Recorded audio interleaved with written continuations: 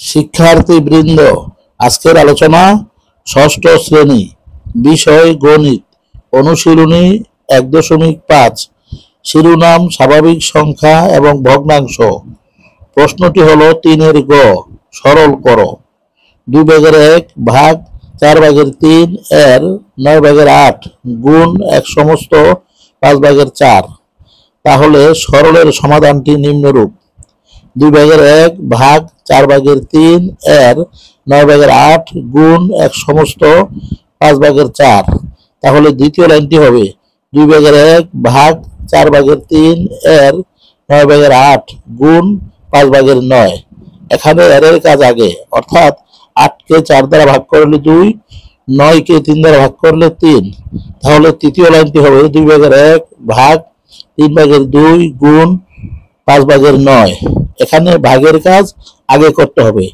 তাহলে চতুর্থ লাইনটি হবে 2/1 গুণ 2/3 গুণ 5/9।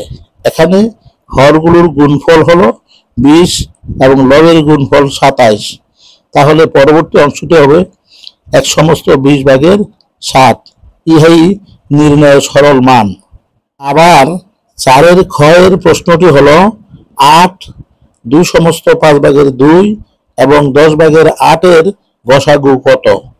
তাহলে দেওয়া আছে 8 2 সমস্ত 5/2 এবং 10/8 সমান 8 5/12 এবং 10/8। এখানে লক্ষ্য করো 8, 12 এবং 8 এর গসাগু 4। আবার 1, 5 এবং 10 এর লসাগু 10।